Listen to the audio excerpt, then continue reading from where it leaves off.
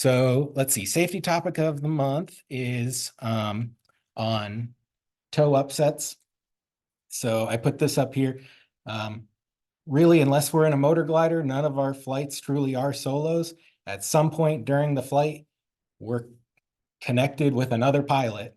And we, as glider pilots, have just as much, if not more, responsibility for keeping the tow pilot safe. We can influence them a lot more than they can influence us. So understanding and talking through tow upsets is important. Some background. So the British Glider Association did a study back in the late 80s, early 90s, I think, and found that they were having a lot of accidents involving tow upsets. So they went through and did this educational campaign with all of their clubs about tow upsets, and they reduced all of these accidents down to no fatal accidents and less than one non-fatal accident a year. Unfortunately, around 2009, I guess it had been long enough that the tow upsets started coming back, and they were finding that they were getting about 3 upsets per year, going up until 2019, where they had 7. That's their website. That's where that ended. They put that up in 2020. Describe what an upset is. Is it just an incident or one where it actually damaged the plane? I mean, So I believe it was just an upset, so not necessarily a damage to the plane or a fatal injury. But they did have fatal injuries during that time. Yeah. So then the Soaring Safety Foundation, which is us in America, did a study and found that from 2010 to 2022, they had 29 accidents involving a tow plane. 7 resulted in fatal injuries to the tow pilot. 3 of them were kiting, 2 were midair collisions, and 2 were loss of control.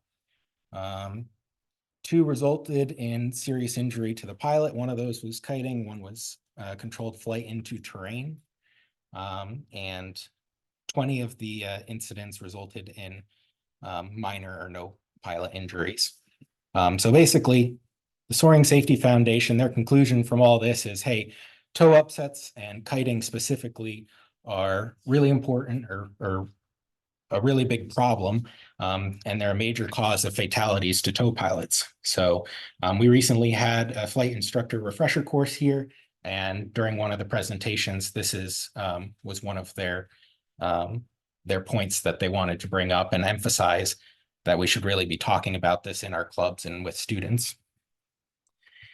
The other thing they like to emphasize is scenario-based training. So we're going to give that a shot. Basically, we're going to walk through a scenario, and it's going to be kind of interactive. And please speak up so that we keep this rolling. So I even gave it a name, a romantic first flight at Sunflower. So I'll read this through for you. So we've got this pilot, Ben. He's an experienced commercial glider pilot, and he has over 1,000 hours of total time and 300 hours in gliders. He's performed 10 flights so far this year. All of them have been solo flights in the club's Grove. Ben has a new girlfriend. Awesome. Her name's Samantha. But unfortunately, Ben hasn't had much time for flying since he started dating Samantha about 3 months ago. But today's the day. They're going to go flying. Samantha's going to get her first flight in a glider. So that's cool. Ben and Samantha arrive at the glider port around noon, and club operations are in full swing. The Grove they want to fly is currently up in the air with an instructor and a student, but that's okay. They've only got 1 flight left, and then it'll be all Ben's. The instructor and student land, and they start to push the glider off the runway, and Ben says, no, that's okay. You can leave it out on the runway. We're going to take it up for a bit. Ben tells Samantha to hop in the front seat and put her seatbelt on while Ben fills out the tow ticket. Samantha weighs 124 pounds, so Ben decides to put an extra 30 pounds of ballast in the front seat. Ben weighs 242 pounds, so no issues there. Maybe. So our scenario at this point, can you see anything that might be an issue, might be a concern? Yeah, Steve. Very few flights in the last no flights in the last 3 months. Great point. Yep. Glider currents. Exactly.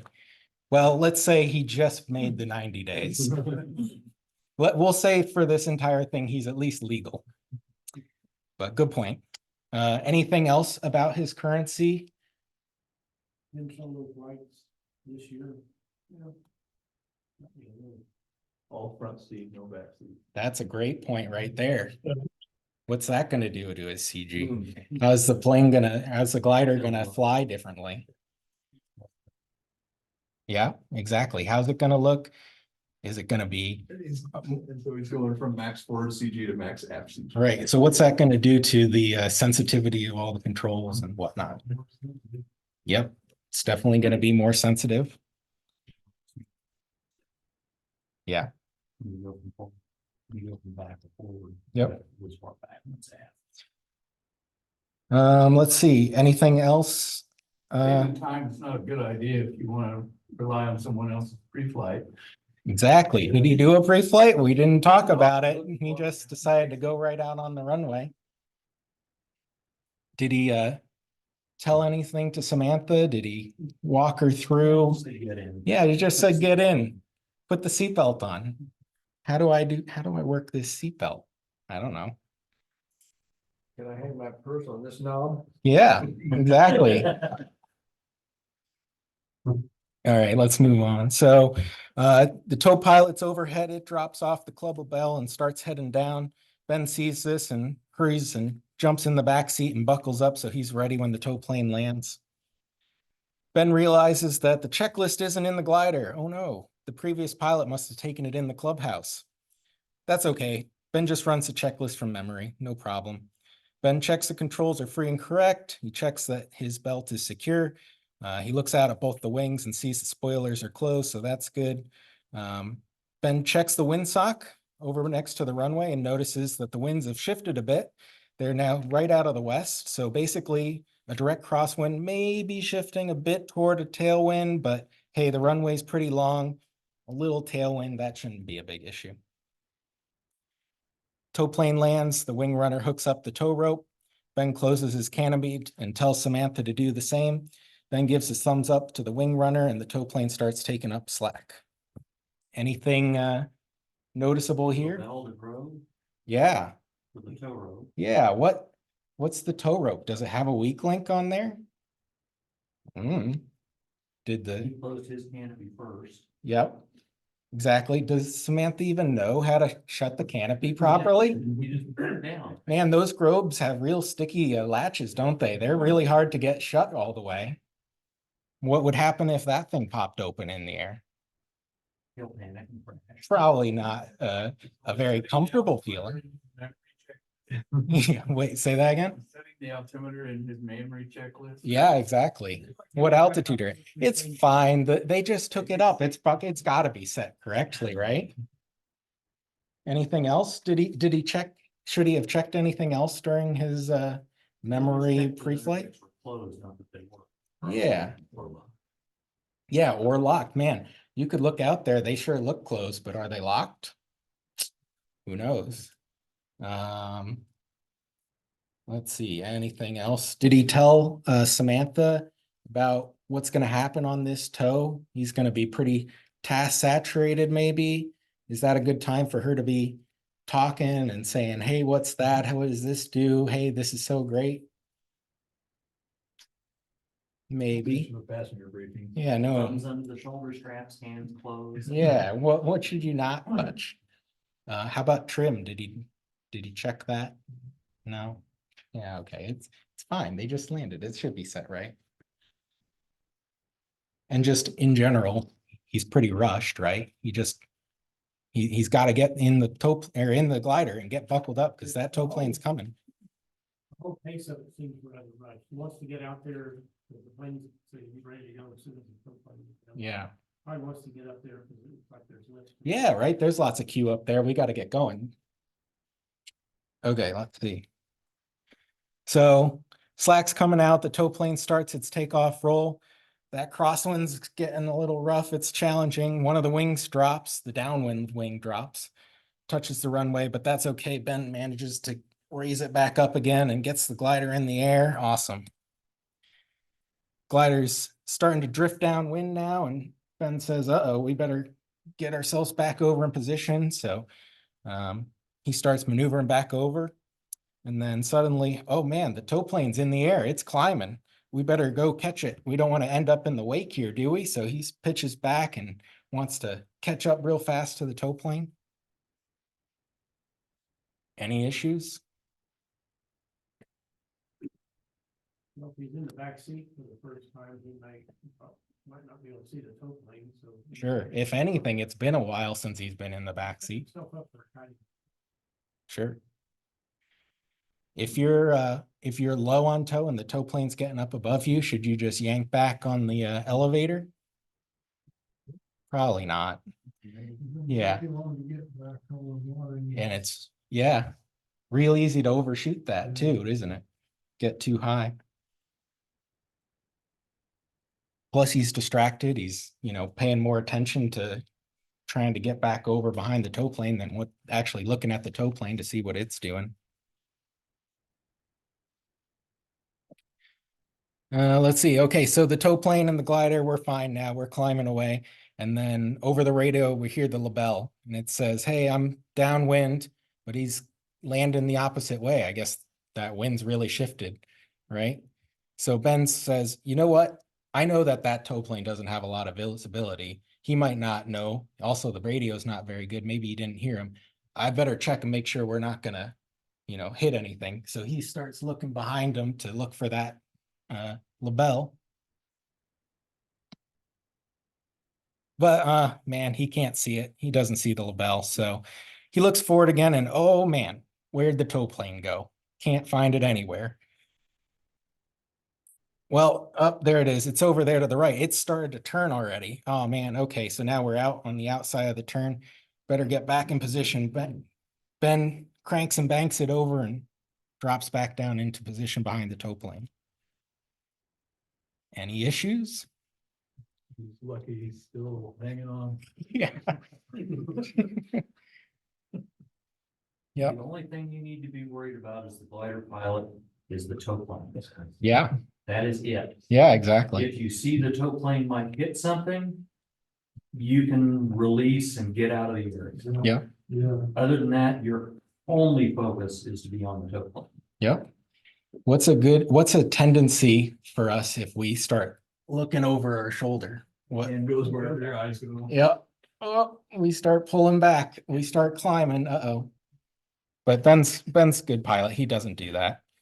Ben's out on the outside of the turn. Any issues out there? Crack the whip. Yeah. What's happening to his airspeed? His airspeed's going up. More lift. He's climbing. He needs more nose down to prevent him from climbing. That's not a good position to be in. Kirk, one of the things that being caught up was you showing off your girlfriend. Yeah. And not giving her a briefing was maybe mentioning to her that if the tow rope broke before 200 feet, Mm-hmm. we'd be doing this. If it's broke a little higher, we're gonna be landing, Yeah. which I mean, Might keep maybe working. you're doing it in your head. It'd be good to tell your passenger, but we don't specify that he did any of that. He didn't do a little pre-flight what if brief for himself. So, all right, we're still climbing now. This is great. Samantha's looking around. She's having a great time. And she says, she's looking off to the left and says, hey, what's that town over there? And Ben's like, I don't know. So he tries to zoom in on his flight computer that he's got suction cup to the side of the canopy. And as he taps it, it falls over and falls on the ground. So, man, that thing's rolling around by my feet. That's not a good place for that. I better get that because it might, hit the rudder pedals or something. So Ben's reaching down there. Ben, just manages to grab the flight computer. Awesome. Okay. Now Ben thinks, yeah. Now Ben's like, oh man, I don't want to be distracted while on tow. I better not try to put this flight computer back up here. So I'm just going to leave it in my lap. Sorry, Samantha. I don't know what that town is. We'll find out later. finally did something right. Yeah. So anyway, we kind of said it, but any issues here? probably distracted. Slightly distracted. Probably shouldn't be reaching down below him. Probably can't see the tow plane anymore if he's reaching down for that. You should have just made something up and said, oh, that's Pleasant. Yeah, exactly. Yeah, that's Narnia over there. I mean, let's say if you're actually worried about that thing rolling around there, getting in the flight controls, maybe reduce the variables and release and get away and then deal with that rather than staying on tow while you're trying to deal with this thing rolling around on the ground. Yeah, I think it was Garrett Willett said one of his favorite things to test the distraction is ask them to change the radio frequency on tow. Oh, yeah. And if they reach for the radio, it hits them in the head. Yeah, no, bad. Just a gentle tap on the side of the head. That's not your job. All right. All right, so we're finally climbing. We're feeling some lift. There's some thermals out there. Awesome. All right, we're at 1500 AGL and boy, we just passed through this awesome thermal. So we're pulling the release and cranking and banking and we're going straight into the thermal and awesome. It's a 10-knot thermal and we climb straight up to 8,000, no problem. And we have this awesome flight. It's 3 hours long. We're having a great time. It's awesome flying gliders. Any other issues? We'll release and then make sure you release. Yeah. Probably a good idea to double check, be real sure that you're not connected to that tow plane anymore before you start cranking and banking. Plus you got your girlfriend has never flown in a glider before. Maybe cranking and banking isn't the best thing to do, but yeah. So anyway, do you guys want, if you're the tow pilot, do you want Ben hooked up behind you? Probably not. So almost all of these scenarios, not all at the same time, but are real scenarios that have been experienced and have caused tow upsets or near tow upsets in the recent past. Actually, 3 of them were experienced in one weekend by Glenn, who was here presenting at our FERC. I forget which he was in the glider for. They were all students, but oh, I better look for the glider that just said they're on downwind. Look and pull, that's a real one. Distractions, that's obviously a real one. And what was the other one?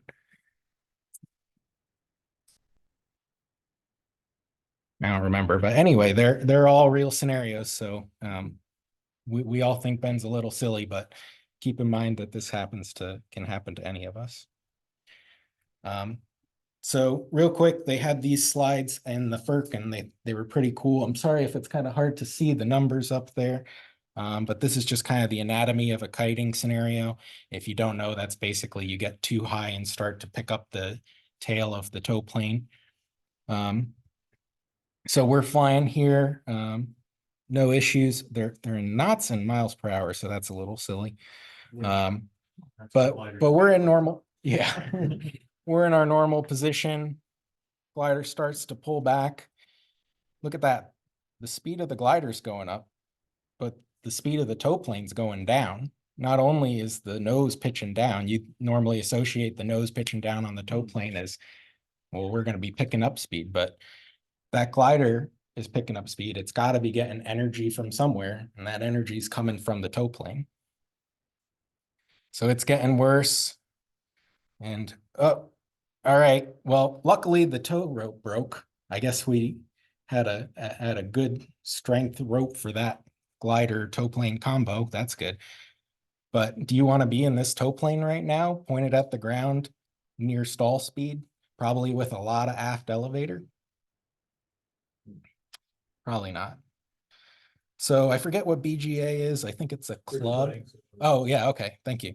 So they did some tests and found that events like this can happen in seconds, and often it requires the tow plane about 1,500 feet to recover. I've seen some other tests that say put that number about 800, but still, if you can lose a lot more altitude than you expect in this kind of a scenario. Slowly says, don't forget to put in the human factor and all it takes to recover after you figure out what the heck to do. Absolutely. Plus, you need to have thought it through as the tow pilot well in advance and know I can't just yank back on the stick. Those trees are getting real close, but I gotta make sure I've got the airspeed to pull out at the bottom. Plus, in this scenario, the rope broke. May not always break. Are you able to get to the release fast enough? This is just another diagram that BGA put together. They call this scenario the slingshot. So it's a little different, or it's essentially the same, but essentially you're starting from a low position and, oh no, I'm low, I'm gonna pull back and get myself high. You overshoot. These from like C to F, you're basically on a winch tow at this point, or an auto tow. You know, your airspeed's going to go up, your lift is going to go up. It's going to be harder and harder for you to push over. You really need to push over and release immediately.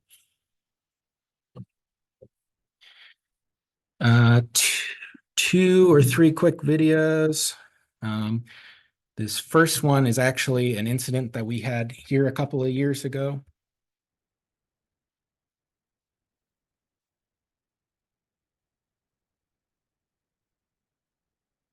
Guys online, are you still able to see this video or? Yep. Okay, cool. So this is I believe a first solo going out in the 233. Perhaps luckily, they started, they're flying to the north. They started further south on the runway than we typically do. So we're doing all right. We get a little bit out of position here, trying to correct, and we're going up. Rope breaks and potentially the tow pilot pulls the release at the same time.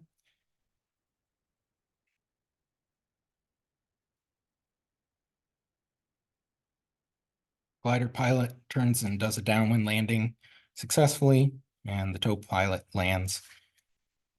No issues, but could be worse. Here it is again, just in a slower. Look how high that tail is getting. Yep. You know, you can tell the nose is pointed pretty far down, and it would only get further down. Let's see. Here's a view from the ground.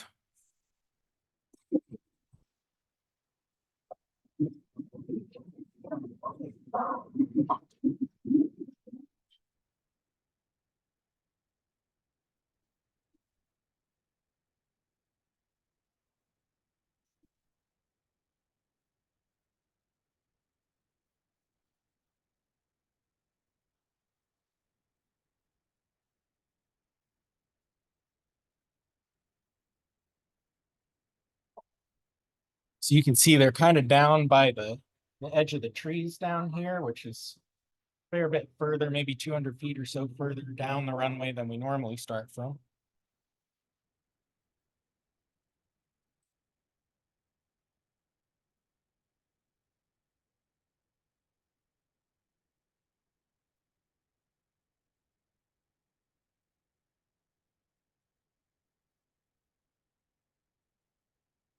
Uh-oh.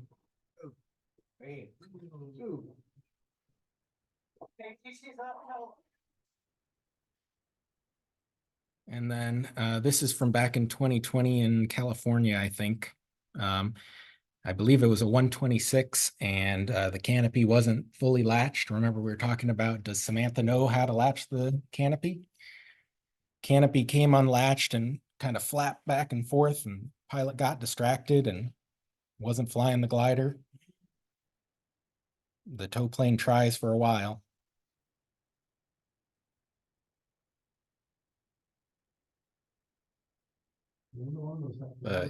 Yep. Oh.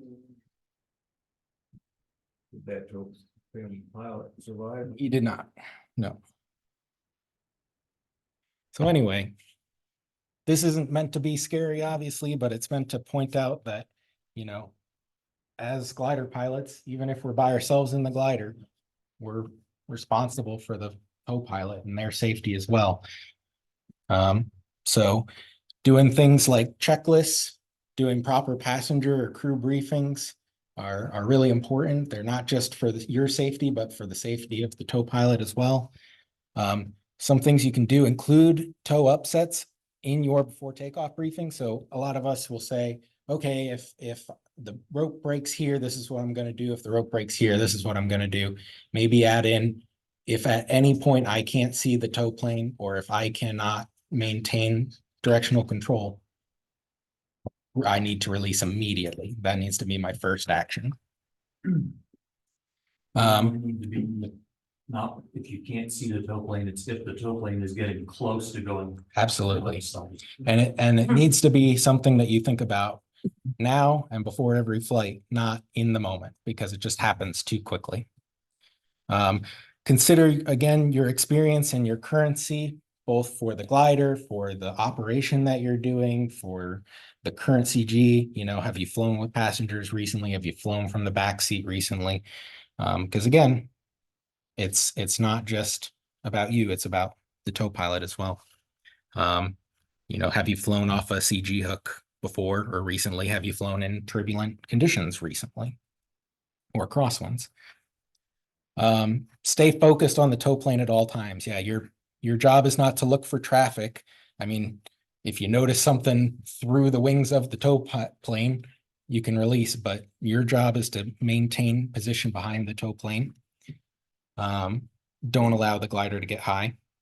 If you get too low behind the tow plane, either after takeoff or anytime really, get back in position, but get back into position slowly. You know, it's not as dangerous to be low and on tow as it is to try to quickly correct that and get too high on tow. And again, release immediately if you get too high, or if you can't control the glider, or even if you're heading in that direction, release immediately. Fly the glider, no matter what, fly the glider, no matter if the canopy's coming up, something falls on the floor, your passenger's asking you questions, keep flying the glider. Leave the undercarriage down. It's not worth it to get distracted trying to pull it up. I mean, a lot of our gliders, the gear handle's on the right-hand side.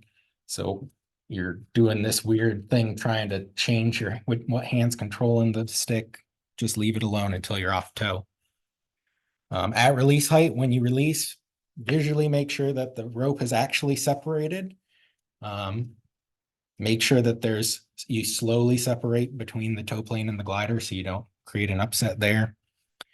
And then obviously if you have a low release or a launch failure, it's just like a rope break. You know, you do your normal land in a field or turn around, land downwind, whatever you have the altitude for. If you're the tow plane, I mean, anticipate an upset, especially if you see the tow or the glider changing position in the mirror. Be ready to release immediately and know that the force on the release may be a lot higher than you're used to. Most of us, the only time we ever release the tow rope is at the end of the day over by the war wagon. There's not a lot of tension on that rope, so it releases nice and easy. If you're actually in a kiting scenario, it can be 50 or so pounds of force that you have to pull to release their tow rope. Before launching, you know, you should also be considering the hazards and factors that we've talked about for the glider. And if you're ever in doubt, you know, you're the final authority as to whether the tow plane goes or not. Like, it's okay to say, I'm not going. Ensure that the release is clear. So make sure you don't have like a water bottle or something down by the release. Make sure you can actually reach down and touch it. I like to say before every flight, the last thing I do with my before takeoff checklist is reach down and touch the release and make sure that I know where it is and that's clear. And you can even consider just leaving your hand on the release. Once you put the power in, just leave it there because again, it happens so fast. You gotta be ready for that. In fact, if it happens fast enough, you know, you can be 0G or negative G just getting thrown out of the seat. So it's going to be real disorienting. Keeping your hand on the release isn't a bad idea. And before you start a turn, maybe look in the mirror, see is the glider still in position and stable. If the glider's out of position and you start a turn, that's just gonna exacerbate things. May not be good. And then, hey, wing runners, you can help out too, just, make sure that the tow rope and the weak link on there looks right for the glider. Make sure that the glider pilot is paying attention to that kind of stuff. If the glider's pilot is rushed, maybe say, hey, let's push you off and give you some more time to get ready. And look out for other traffic. You are the one as the wing runner who has the most visibility. So getting the glider pilot's situational awareness as good as it can be before the takeoff, can help reduce distractions. That's it. Very good, Kurt. Thanks. Anyone else have any comments on? Should be a CFIG. Oh, no. Agreed. Thanks, Kurt. Yeah, question. When Jay and I went to Arizona and when we did our ratings. Yeah. They were adamant about doing what they call a soft release. Mhm. Where you get slack in the line before you release it, it doesn't pop out. Yeah. But I don't know if I've been reading anything here, but that nobody really does it here. And what is the reason and what do you like to have down here? Like a release under tension. I like that too. Is it easier for the tow pilot to determine when to release them? Yeah. Okay. Yeah. When the 233 lets go, the tow plane jumps forward. Yep. You can, it's a no-brainer, yeah. And if they pull back, the tow plane goes, "Ugh," and you release. Okay. Yeah. There's probably Yeah. skates at Oh, Arizona.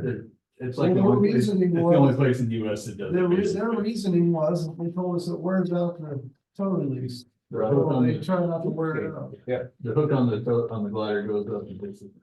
Yeah. Now that's not to say pull back and then release to get yourself that extra 100 feet or something, but We're replacing that, with all the fuel they use when the tow pilot's fine for another 500. nice. Okay. I'm the only one who's ever done it. That's all I have. Tony's gonna give us a presentation, so give us a second to transfer all that over.